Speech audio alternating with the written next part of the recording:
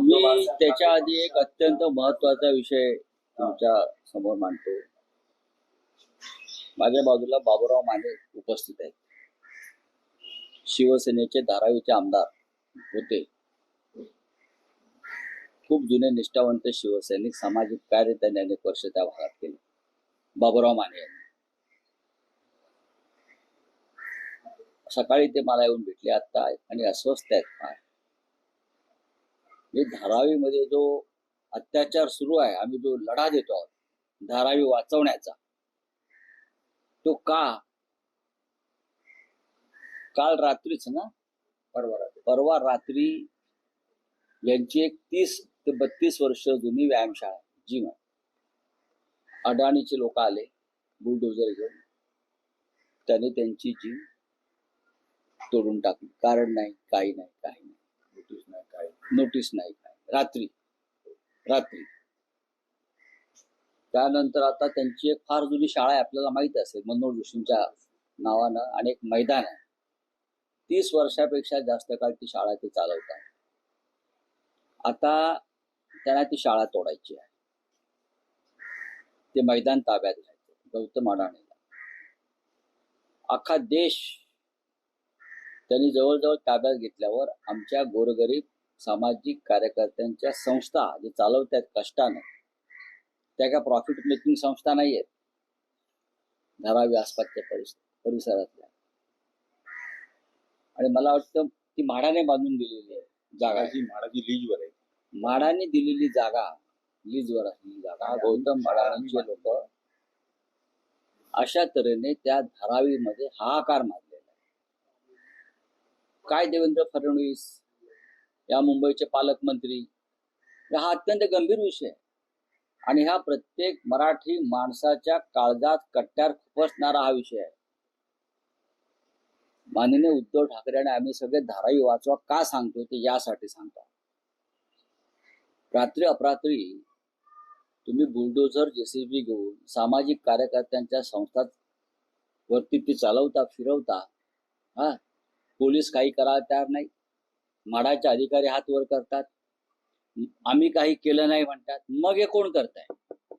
धारावी ताब्यात घेण्यासाठी गौतम अडाणी यांनी गुंडांच्या फौजा बाळगल्यात का अंडरवर्ल्ड डॉनला सुपाऱ्या दिल्यात? पाकिस्तानातून गुंड आणल्यात का? त्या सर्व गुंडांची नावं माझ्याकडे आलेली आहेत. मी पोलीस आयुक्तांना पाठवणार. आता मी उद्धवजींच्या कानावर हा विषय घालीन. काय त्या भागामध्ये आमदार आहेत, आमच्या काँग्रेसचे आहेत, वर्षा गायकवाड आहेत, अनिल देसाई आमचे खासदार आहेत, सगळ्यांशी मी बोलेन आज. पण हा अत्याचार गौतम अडाणीचा, हा विरोध आहे आम्हाला, आमचा गौतम अडाणीला मुंबईत, त्याचा एक ज्वलंत उदाहरण म्हणजे बाबूराव माने. 35 वर्षाच्या संस्था ज्या त्यांनी कष्टातनं उभ्या केल्या, त्याच्यावर तुम्ही मध्यरात्री गुंडांच्या मदतीनं बुलडोजर चालवता आणि सरकार आणि त्यांची कायदा सुव्यवस्था कुठे झक मारते. मोदी फ्रान्सला गेले आहेत, आता पाठोपाठ अडाणी पोस्ट तिथे एखादा कॉन्ट्रॅक्ट घ्या तुम्ही, अख्खं जग ताब्यात घ्या. पण गरिबांची धारावी का गिळताय? मराठी माणसाच्या संस्थांवरती का बुलडोझर चालवताय? हा प्रश्न देवेंद्र फडणवीस जे या महाराष्ट्राचे मुख्यमंत्री आहेत,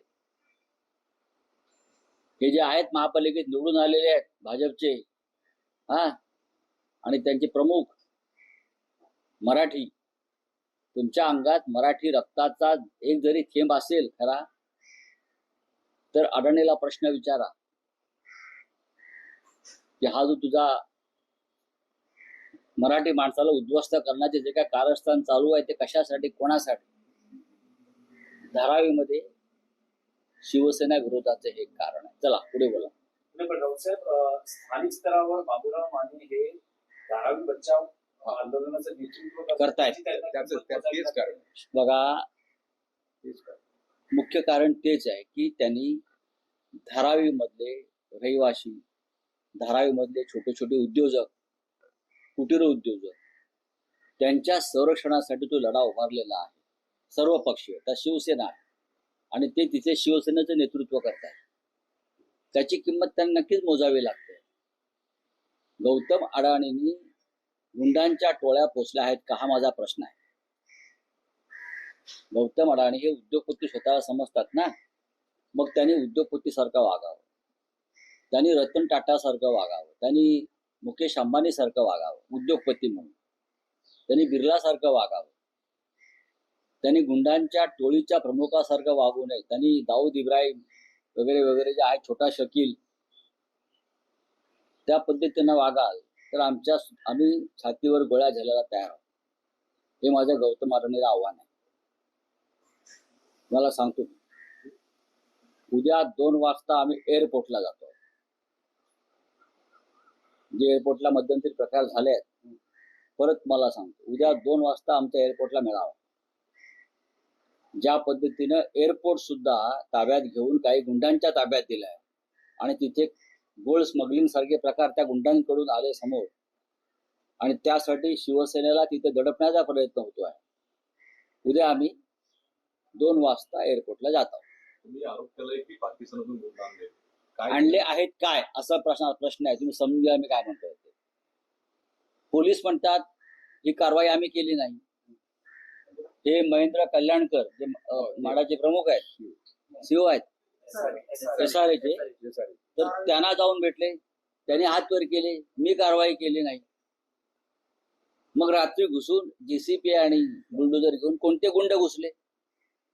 नाही, गौतम अडाणीचे गुंड आहेत. डेव्हलपमेंट कॉर्पोरेशन कंपनी आहे ना त्यांची, ते तिथे त्यांनी गुंड आणले आणि त्या गुंडांच्या मदतीनं मराठी माणसांच्या जागा, श्रमिकांच्या जागा या खाली करण्यासाठी त्यांनी जोर जबरदस्ती चालवलेली आहे ना. मग याच्यावरती आम्ही जाब विचारायचा नाही का?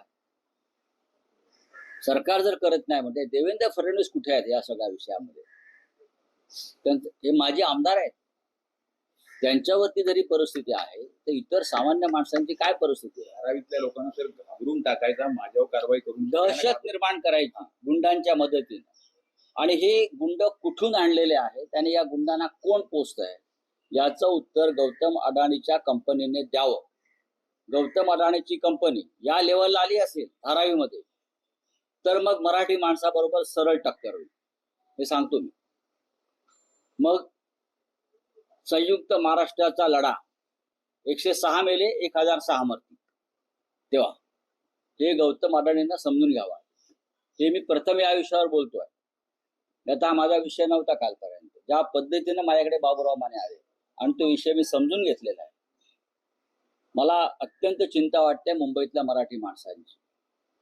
भारतीय जनता पक्षाचे जे नगरसेवक निवडून आले आहेत ना, त्यात जर कोणी मराठी असतील, मराठी आई बापाचे, तर त्यांनी राजीनामा द्यावा निषेध म्हणून. जर खरोखर असतील मराठी आई बापाचे तर त्यांनी धारावीत जाऊन पाहावं गौतम अडाणी काय अत्याचार करतोय. माने साहेबांच्या विषयात मनसेला पण तुम्ही आव्हान करणार? अहो, प्रत्येक मी भाजपला आव्हान केलंय तर मनसे काय घेऊन बसला? मनसे लढाईत आहेच ना. तुमचा प्रश्न किती चुकीचा आहे. जर मी भारतीय जनता पक्षाच्या मराठी नगरसेवकांना आवाहन केलेलं आहे, लोकप्रतिनिधींना, मनसे तर मराठी माणसाचे आमच्या बरोबर रक्षण करते आहेच ना. आज दिवसभरात आणखी एक मोठी बातमी आहे. उद्धव ठाकरेंनी आज उद्धव बाळासाहेब ठाकरे पक्षाच्या सर्व खासदारांची बैठक बोलावली. असं म्हटलं जातं आहे की ऑपरेशन टायगरच्या पार्श्वभूमीवर चाचपणी. काय असतं ऑपरेशन टायगर? रोज रोज तुम्ही म्हणताय टायगर टायगर टायगर. आम्ही सुद्धा ऑपरेशन लांडगा करणार आहोत, ऑपरेशन वुल्फ करणार आहोत.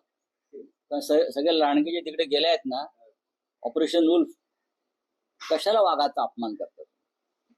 राष्ट्रीय प्राणी आहे वाघ. बाळासाहेबांनी चितारलेला करणार ना. ती तुमच्यावर जबाबदारी नाही किंवा नाही कोणावर नाही. आमच्या ऑपरेशन टायगरला घाबरून आजची बैठक बोलवली. शिवसेनेला 60 वर्ष झाली. 60 वर्षातली खासदारांची पहिली बैठक आहे का? शिवसेनेला 19 जूनला 60 वर्ष होत आहेत. मग या 60 वर्षामध्ये ही पहिली बैठक आहे खासदारांची? मूर्ख आहेत ते, मूर्ख आहेत. आता मी येड जबाब बोललो तर परत तुम्ही ते कट करा. आहे ना, मग ठेवून द्या. खासदारांची बैठक शिवसेनेच्या पक्षप्रमुखांनी बोलवायची नाही का? आमदारांची बैठक बोलवायची नाही, यांना कोण घाबरते? अमित शहा ज्या दिवशी सत्तेवर नसेल त्या दिवशी यांच्या चड्ड्या खाली येतील. अमित शहा ज्या दिवशी सत्तेवर नसतील त्या दिवशी हे जे म्हणतायत ना, यांना घरातून बाहेर पडणं मुश्किल होईल. हे पोलीस आणि पैशाच्या ताकदीवरती आमच्याशी लढू पाहतायत. हिंमत आहे तर गौतम अडाणी समोर उभे राहा, मराठी माणसावर बुलडोजर फिरवतोय. हा हिंमत, आमची हिंमत आहे, तर आम्ही खरे टायगर आहोत. केंद्रीय मंत्री प्रताप जाधव म्हणतात की ऑपरेशन टायगर पूर्णत्वास गेलेलं आहे. एकनाथ शिंदे ते घोषित करतील. त्यासोबतच भरत गोगावले म्हणतात की तुम्ही अशा किती बैठका घ्या, नाहीतर काही घ्या, 7 खासदार ते आमच्याकडे येणारच काही दिवसात. फार तुमचा पोरकट प्रश्न आहे. हे जी इथे नावं घेतली आहेत ना, त्यांना शिवसेना या 4 अक्षराची नावं घ्यायची त्यांची लायकी नाही. लक्षात घ्या, हे पळपुटे पळून गेलेले लोक आहेत सगळे. ते काय आम्हाला सांगतात बरं काय नाही, पूजा? राऊत साहेब, यासाठी हा प्रश्न अनेकदा विचारला जातो, कारण असं म्हटलं जातंय की याआधी अनेक गुप्त आजच्या बघा, शिंदेबरोबर लक्षात घ्या, शिवसेना खासदारांची. आणि असं म्हटलं जातंय की पावसाळी अधिवेशनापूर्वी, संसदेच्या पावसाळी अधिवेशनापूर्वी कॅबिनेट एक्सपान्शन आहे. मला मुळात सांगा, अमित शहा यांना मला मुळात सांगा, नारी शक्ती विधेयक मंजूर करायचं आहे, डिलिमिटेशन विधेयक मंजूर करायचं आहे, त्यासाठी खासदारांची संख्या आवश्यक आहे. अशा वेळेस तृणमूल काँग्रेस आहे, डीएमके आहे, कदाचित तुमच्या पक्षातले काही खासदार समर्थन देऊ शकतात का? यासाठीची जी स्ट्रॅटेजी आहे त्याचा भाग म्हणून ऑपरेशन टायगर पाहिजे. अरे जाऊ द्या हो, तुम्हाला पण कळलं पाहिजे काय लायकीचे लोक आहेत. पळपुटे, डरपोक, भ्रष्ट, ठेकेदारांचे दलाल, असे लोक आहेत सगळे. त्यांना एवढं तुम्ही महत्व का देताय? नका देऊ. यात महाराष्ट्राचं नुकसान आहे, तुम्हाला मी सांगतो. यात राज्याचं नुकसान आहे, यात मराठी माणसाचं नुकसान आहे, आणि यात तुमचं सुद्धा नुकसान आहे. पत्रकार म्हणून काय करतात ते करू द्या ना, कळेल. आज खासदारांची बैठक आहे, सर्व खासदारांशी संपर्क झालेला आहे. काही खासदार लांब आहेत, काही ठिकाणी जे खासदार लांबून येऊ शकत नाहीत, त्यांच्या घरी काही कार्य आहे, ते व्हर्च्युअली उपस्थित राहणार. ही व्यवस्था मी केलेली. कारण पाहायला गेलं संजय बंधू जाधव हे मागच्या 3 ते 4 बैठकांमध्ये गैरहजर होते. अनेक बैठकांमध्ये ते येत देखील नव्हते. ते देखील आज नसतील असं तुम्हाला म्हणायचं मग? येऊन बघा तुम्ही. निलेश राणे पण म्हणाले की सर्व खासदार येतात का पाहूया म्हणून. निलेश राणे म्हणाले. हा, मग आणखी एक विषय आहे मुंबईतला सध्या, पांढरी पट्टी. या विषयामुळे मुंबईत वाद निर्माण झालेला आहे. भाजपच्या प्रमुखांनी त्याच्यावरती बोलावं. मुंबईच्या भाजपचे जे इकडले जे निवडून आलेले मराठी लोक आणि त्यांचे जे इकडले मुंबईचे प्रमुख आहेत, त्यांनी बोलावं या विषयावर. तर आम्ही काय ठेका घेतलाय? पण मुंबई ही मराठी माणसाची आहे. मुंबईवर मराठी संस्कृतीचा पगडा राहील.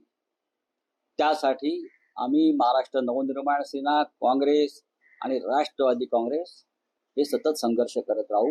बाकी हे सगळे जे खेळ आहेत ना, हे तुम्ही त्यांना जाऊन विचारा, आम्हाला काय विचारताय? या प्रकरणी म्हणणं आहे की हा मुंबईत एका प्रकारे सांस्कृतिक दहशतवाद आहे. मी आता काय वेगळं सांगितलं?